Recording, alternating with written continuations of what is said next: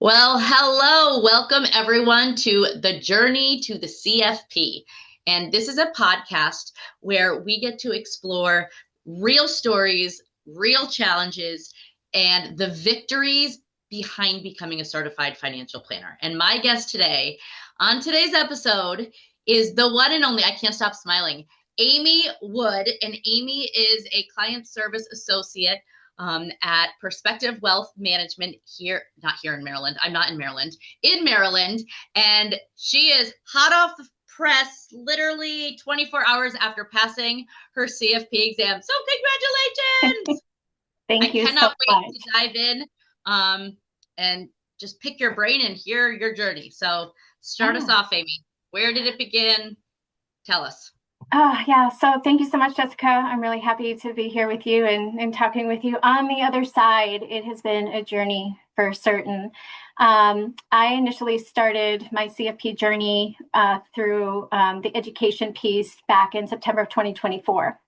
Okay. And I took my time with it. I did not do fast track. So I ended up doing the exam review through the provider that I used and testing in November of 2025. Okay. And I went into that test. I thought I was prepared, and I felt like I got punched in the face. It was really tough, and I knew immediately that I was in big trouble, big trouble. And what I thought of as preparedness was not. The best way that I can describe it is that I had the book smarts, but I didn't have the street smarts because I didn't know how to apply what I learned. And the questions were just completely over my head.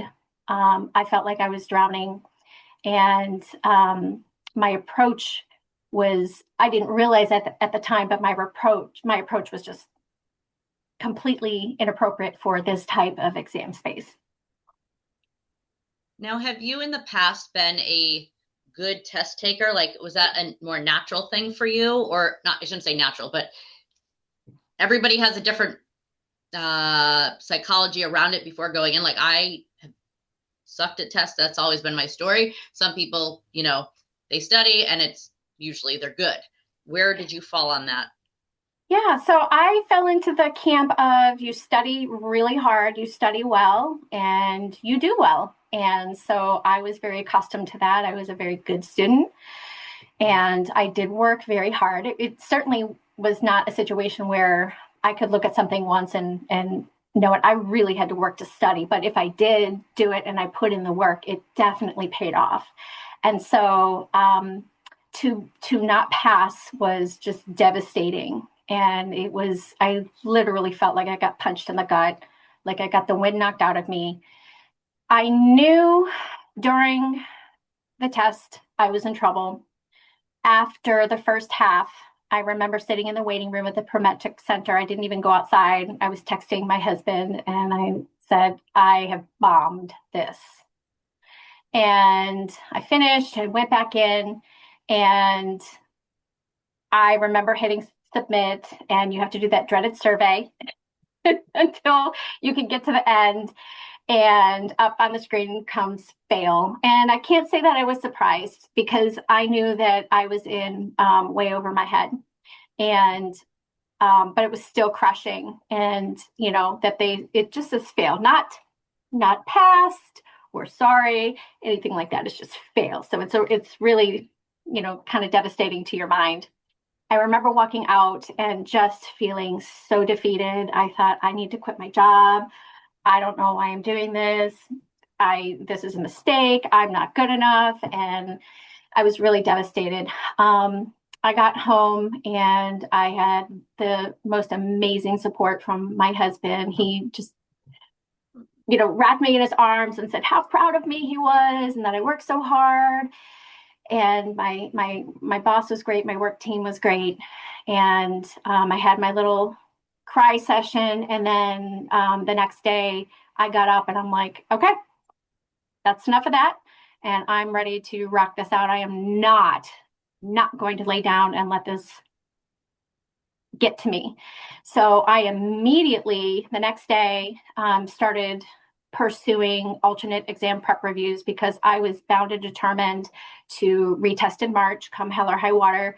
And I was bound and determined not to lose the momentum. I thought, I am not waiting till July. I cannot wait till July. I don't want to lose what I have learned. I want to stay sharp. I want to stay focused. And so I took a week off, a single week, just to decompress. And then I immediately launched in. And around that time, actually, I think it was just maybe the second day after the exam, I was on YouTube perusing, doomsday scrolling, I guess.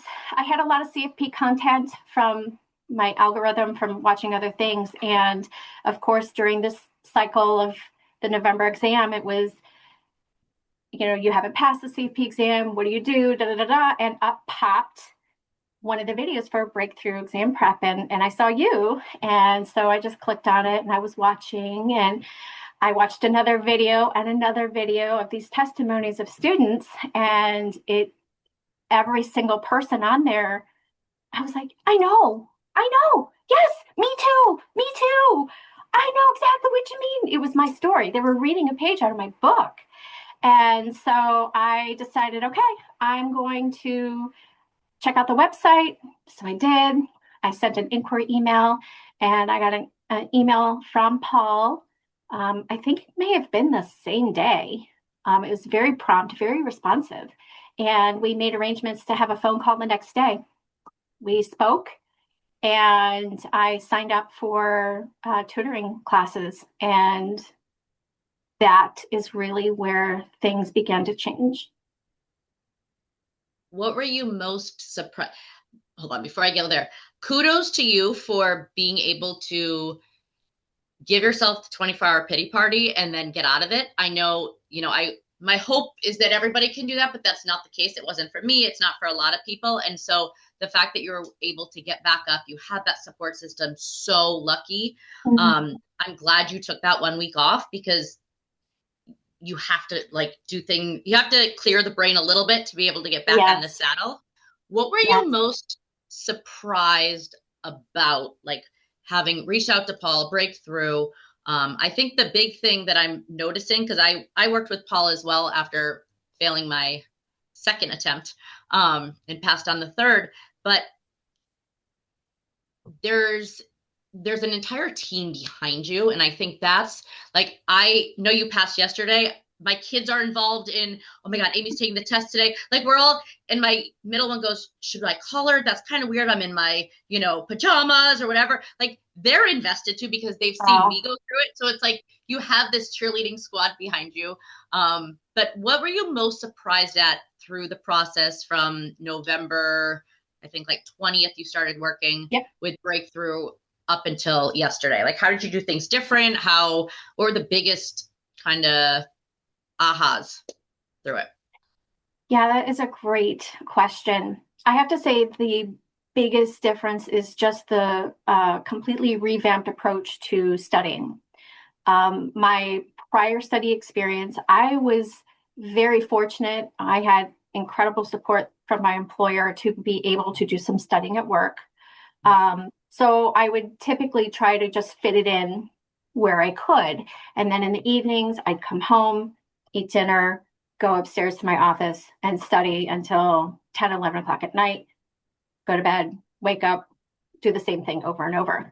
I would study on Saturdays. I would study on Sundays. I did not take a day off at all. I was grinding, burning the candle from both ends. I did not respect my body, my health.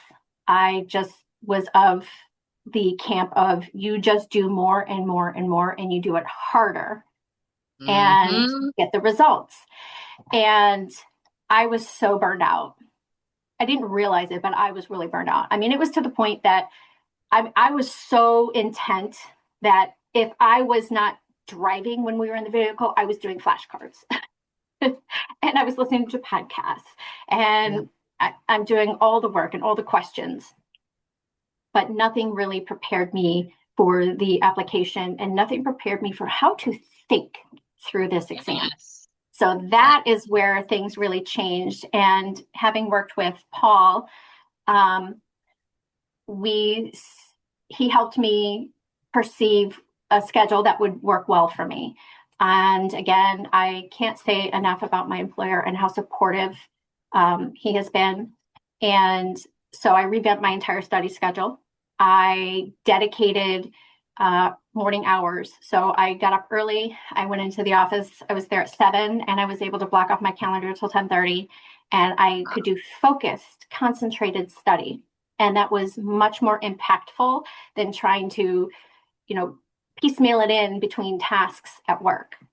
And I'm very fortunate. I realize not everybody can do that, but if anybody's able to work with their employer to get that support, it really is critical.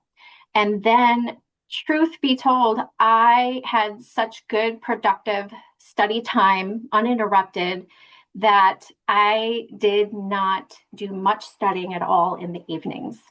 And I made sure that I was hydrating. I made sure that I was moving. I made sure that I went to bed and I got rest. Yes. Yeah. And I took a dedicated day off, which I had not done before. Eureka. Okay, Yep. tell me more on that, because Yeah. I resisted that for a little while, and then when I finally did, I'm like, holy crap, it works.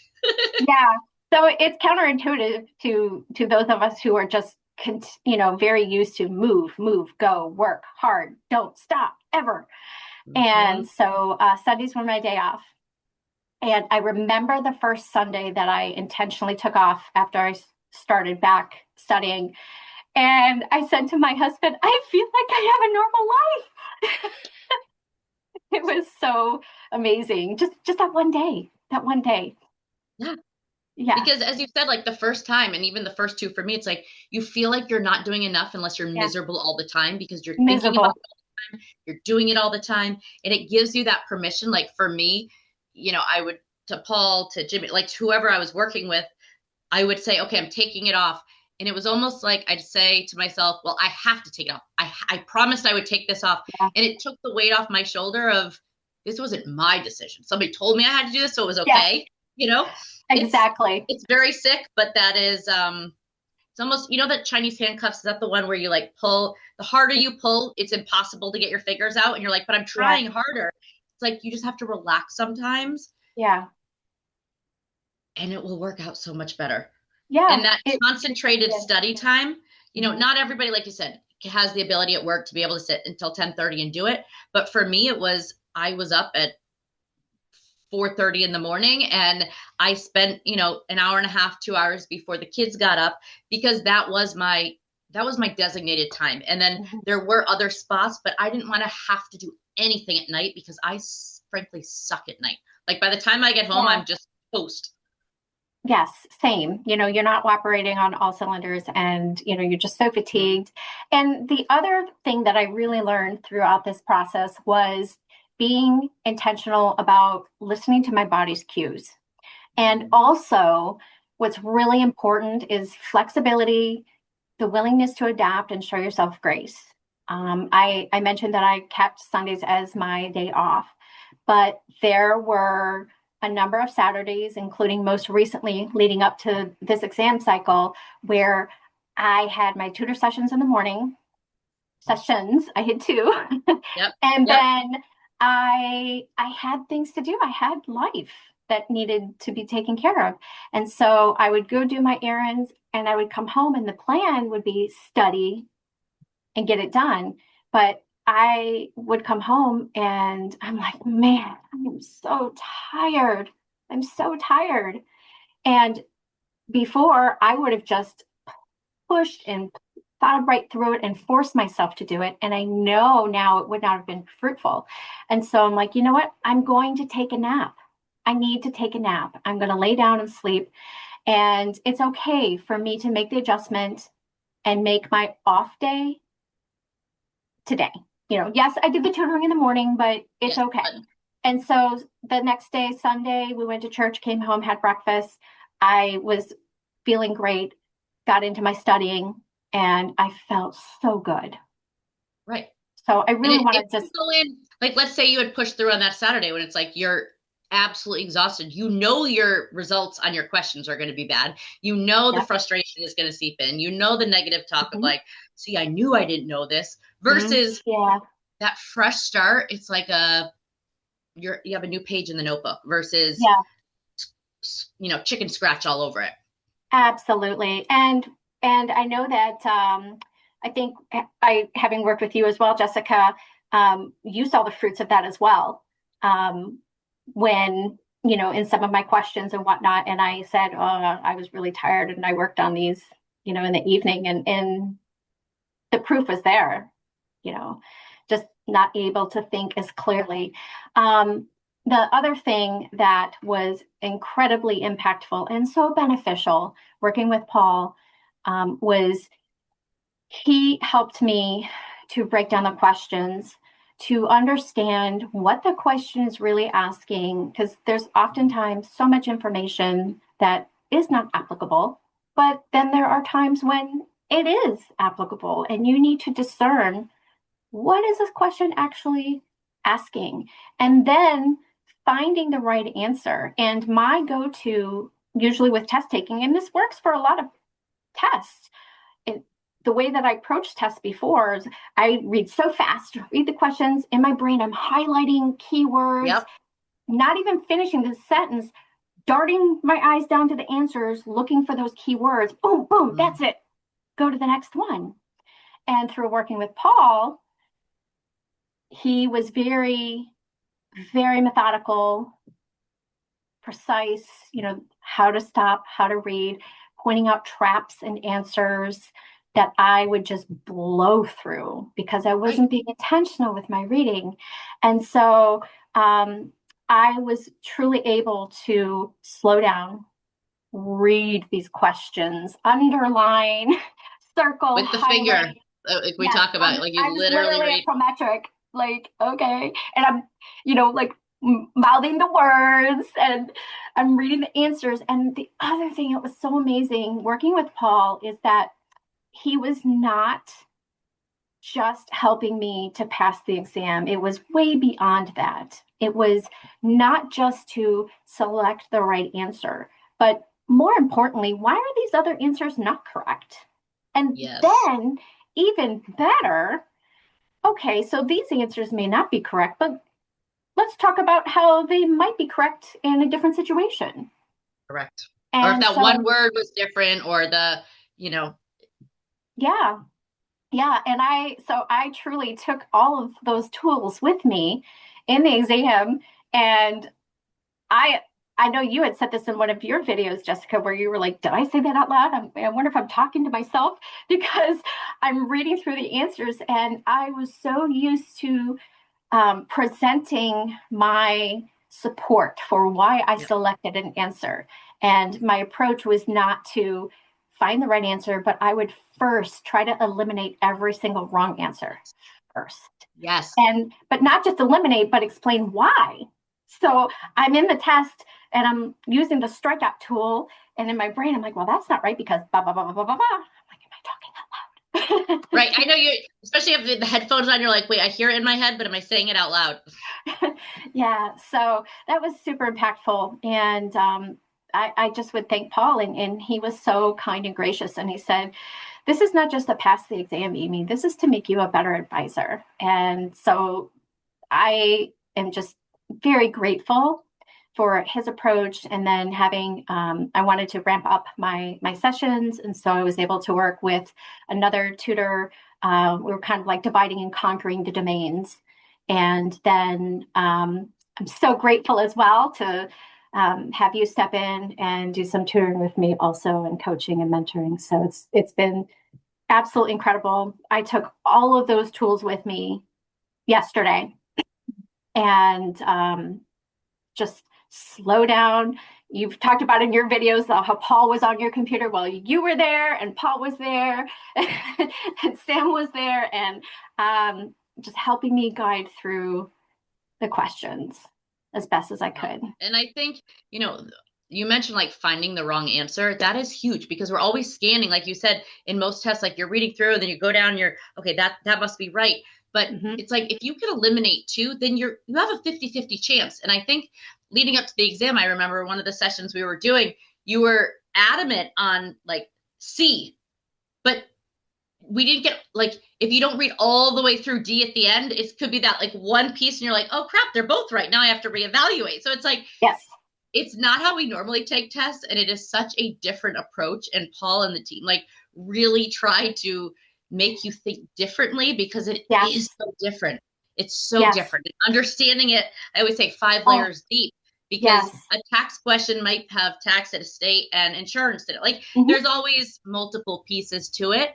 Um, the thing I would also share from my perspective of having the opportunity to work with you is the confidence that you had at the end is, and I don't know when the eureka moment was for you, and I'm trying to remember when mine was, probably like maybe 2 or 3 weeks out, where you had such conviction as you were reading as we were going over questions and saying this is not correct because, and like emphasizing in your voice certain words in the Yeah. reading and like fighting like I know this is right even if you really didn't know, but you were so, that is the key. You get confidence in it, which Hmm. as Paul mentions makes you such a better financial advisor and also a human in life because you Yeah. you take what you've learned in the failing process to the passing process, and it is magical what it does. In the Yeah. moment, nobody believes that. They're like, this sucks. But on the other side, now that you're 24 hours out, it, it's wild. Yeah. Yeah. It's been a long haul. It's been highs and lows throughout. And I have to say as well that my faith has been incredibly um, significant. The most important thing, just my faith in God and His sovereignty and His grace and mercy to me. And I know it was by His hand that I was led to Paul and led to that video and to reach out. And I have met so many other people through this journey, and it's all made it worth it. So I just would want to encourage anybody, if you do not pass, that is not the end at all. And there will be beauty from ashes, and your story's not finished, and there are better things to come. And quite honestly, if I could go back and do it all over again, I would be, having the people in my life that I have now as a result of me failing, Yep. I would fail again to have these people in Right. my life. You, Paul, Yep. the team. Um, Yep. yeah. And just to also see the beauty of um, my my family and their support. Yeah. No, that is that's one of the best pieces. And this is, I hope you support me in this or else I'm going to look crazy. But it, it's almost, it is this, I don't know how to say this the right way.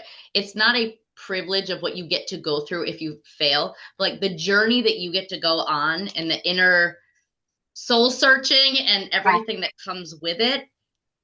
I know in the moment that sounds absolutely horrific, but I promise you, when you get to the other side, it makes it so worth it. And the friendship Absolutely. and the journey, and you're in it together. It's like the team behind you is not just work or family, or it is somebody that you can call that, yes, what you're studying may feel inconvenient to the family. It may feel inconvenient for work, yada, yada, Yeah. yada. You're lucky if you have that support. Some people do, some Yes, people of don't. course. But you have like this force behind you that's like trying to carry you throughout and has been in your shoes. So Yeah. they can relate. I love my husband Yes. to death, but he's never taken this exam. He doesn't know, Yes. like he sees dealing with me and like trying to get through it, but he hasn't been in those shoes of having failed, and so there's Yes. a different piece that goes with that. I think that allows the tutors and the team to be able to help individuals.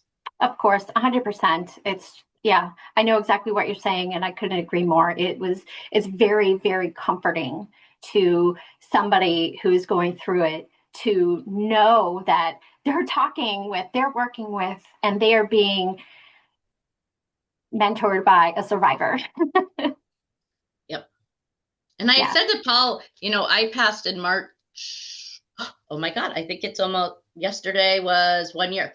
But Yes. about a month out, I said, I cannot wait to pass this exam, but I also cannot wait to get to the other side to help other people through because it is Yeah, such a lonely feeling it is. if and when you fail to not only is it crushing, but then you Hmm. see everything of people passing and whatever, and you feel like you are on an island by yourself. Nobody Hmm. gets it. You want to hide under a pillow or in a hole and bury yourself because you're like, how do I show my face? Yeah. But there Yeah. are people that can pull you through.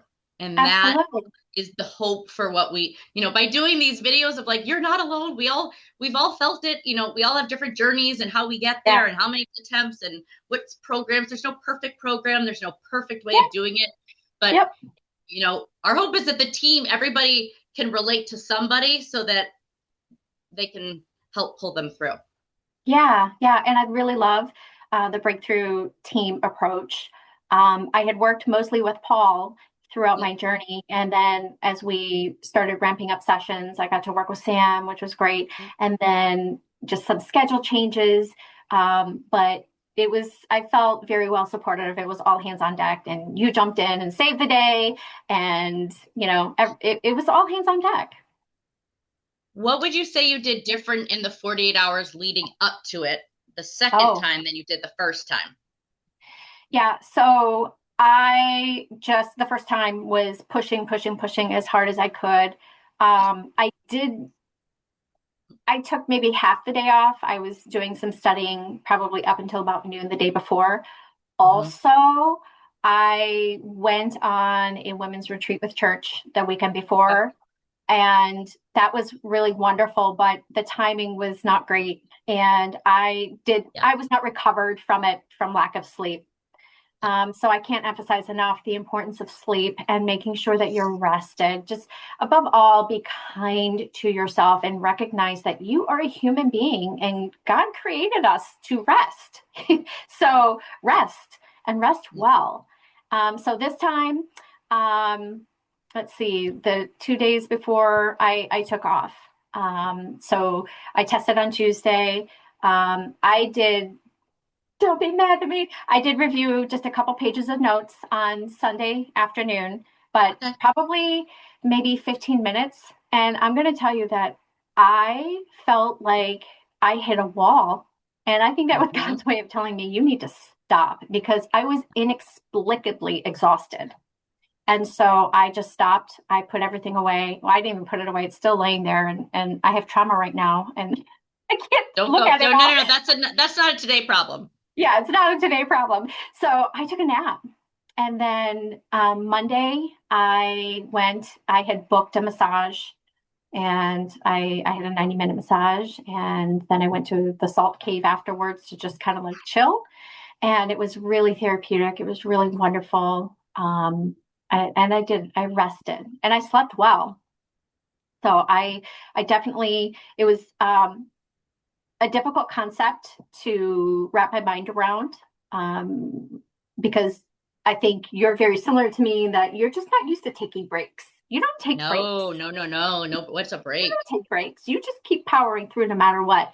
But it was really important. It was really critical for sure. And I would also just like to let anybody know that just be really careful with what you do and try not to do all the things because that is one space where initially in the first time around I was kind of getting in trouble because I was part of a cohort. There was a Slack Mm-hmm. channel and everybody's putting stuff in there and it's all good stuff and it's all well intended and there's study groups and I'm like, oh, I need to watch this video. I need to do this. I need to do this. And it was analysis paralysis and I didn't know what to do. And thinking I had to do all the things and working with Paul, he's like, no, don't. And No, I also remember you telling me, stay in your lane. Stay in called your the lane. blinders. Put the horse blinders on. Yep. Don't worry about what other people are doing. Don't worry about what other people are saying. Just stay in your lane. And so I don't do social media very much, but I had to remove the Facebook app off my phone because there was a cohort for the study, the program that I was in. I had to remove it because I would go, I couldn't help it. Your I would finger go and just do it. finds it, even if you don't want to. Yeah. So I actually was very intentional and I removed it. So yeah. Blinders on. If you have and I think that's why if somebody, if you end up getting a tutor, if you're investing the money in a tutor, close the noise of everything else because Absolutely. it's not worth it if you're going to be doing multiple things because the whole point, at least in my eyes, of if you're going to invest the money in doing it differently, if that's a tutor, then the outside noise has to go away because you have Absolutely. to be laser focused on the pieces, like on how you're going about this. And it doesn't mean you start studying one way and that's how you do it all the way through. I always say to people, your study plan is like a financial plan. It is constantly evolving. So what you do in the Yes. beginning, you may say, this is working good, this part not working so great. We need to switch that up. And that's okay. But if you're getting too many ideas from too many people, it can be paralyzing. Absolutely. I could not agree more. So it was very reassuring for me, just to have Paul tell me, just make your list of 4 or 5 things to accomplish. Don't overwhelm yourself. He was just such a Yes. calm, peaceful voice of reason. Yes. Like Paul, you're saying it sounds so easy. Come on, man. But it's true. And I think, those 4 or 5 things for each person looks totally different. But I try to help customize it for people based on where their strengths are and Mhm. how they need to, how studying works best for them. Yep. So, oh my gosh, I'm so excited you're on the other side. Thank you. I'm so grateful Oh. to God. Yeah, it was grateful to the team and yeah, many, many blessings for sure.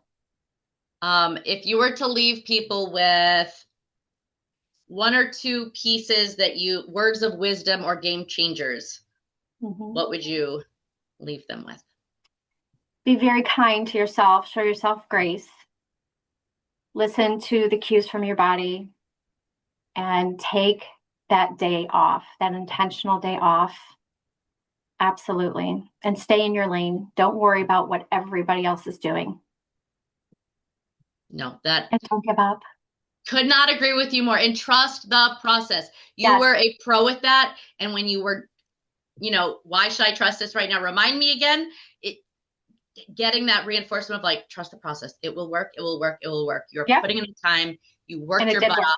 And I am so grateful that you shared your journey with everybody today. Thank you. Our Thank hope you. is that as you listen to this video or another one, that there's one or two nuggets that you can take with you to Mhm. apply or know that you are not alone in this. And we believe in you and we know, you can do it. Yes. Have a good day, everybody. Bye.